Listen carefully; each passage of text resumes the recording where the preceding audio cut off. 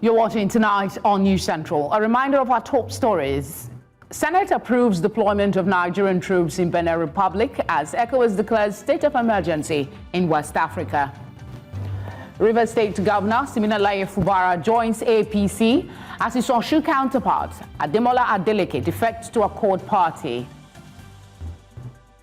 Security threatened across Tanzania ahead of anti-government protests planned to coincide with Independence Day anniversary.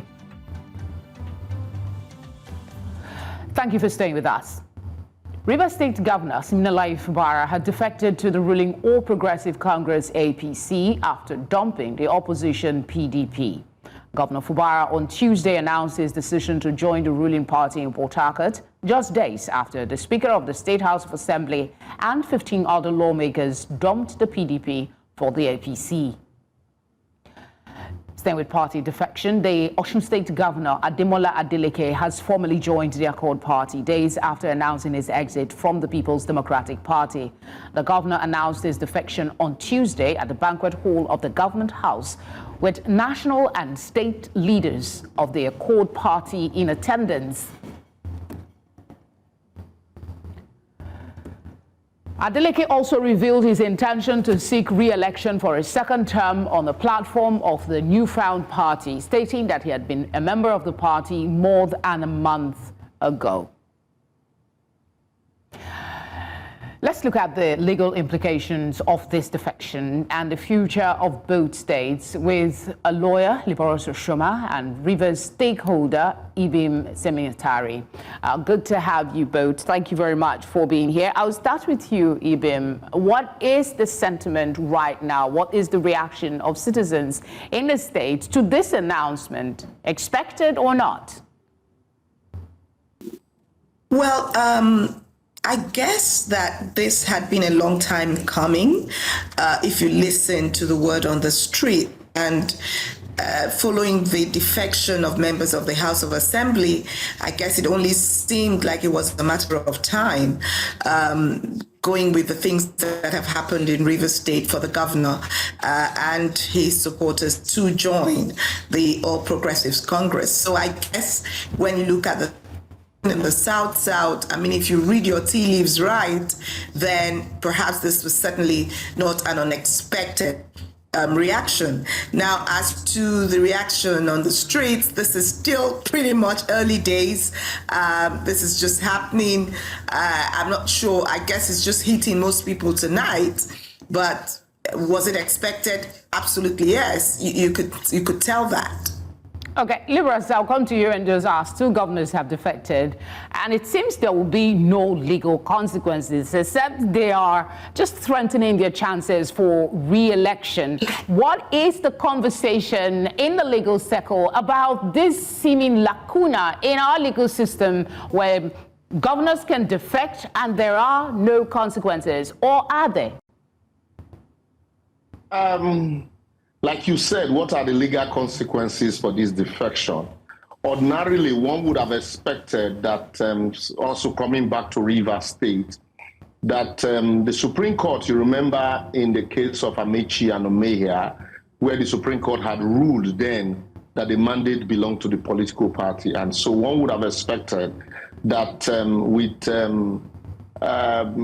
the defection of Umahi as a governor then of Ebonyi State, that the court would maintain that position, that the mandate having been ruled to belong to the party.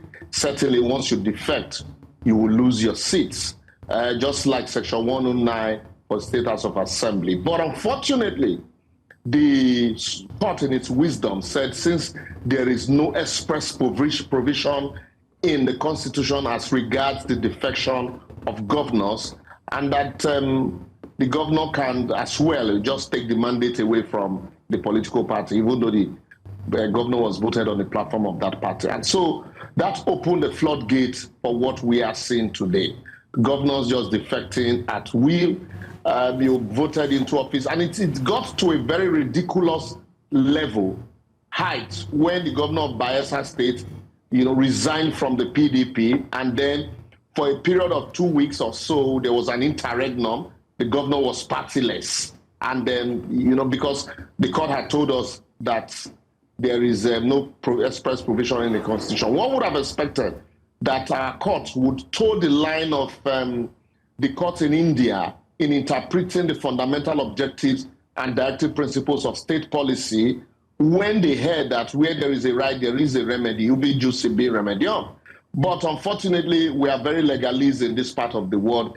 If it is not expressly stated, then there is nothing the court can do. And so that's why today a governor is voted on the platform of one party, and the very next day, once he's sworn in, he defects to another party and nothing happens. Quickly, before I come back to Ibim, I want to stay with you and just ask about the 1 month notice that Adeleke is talking about. What does it say? Can you still, did he announce his resignation from the PDP as of November, or we're just hearing of it now? What are your thoughts about it? He's been a member of the Accord Party since November.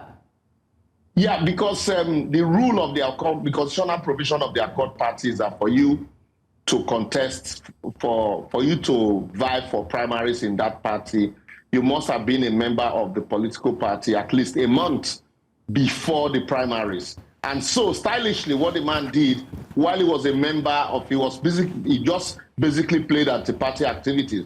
While he was a member of the PDP, he also went to register as a member of the Accord Party. We all know that he also wanted to move to APC, but because of the gladiators in APC, they couldn't accommodate him, and so the man was for on shopping, and so basically he had to go to Accord Party that could still accommodate primaries. So, but if we had an institution like INEC that was properly, grounded in regulation, then INEC will now begin to look at, his membership of that party. Can you belong to a member of two political parties, legally speaking, at the same time? The answer is no. Okay. But INEC will tell you that they are just observers for primaries and that they have no say in the outcome of the primaries. So to that extent, whether he was a member or not, INEC will tell you it's not their business.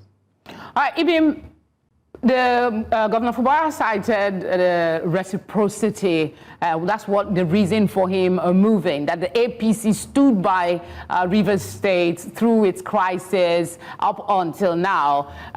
What is your thinking on that reasoning for his defection to the APC? And how do you think Rivers people will welcome this news? Will they embrace APC the way that they have embraced PDP over the years before the crisis?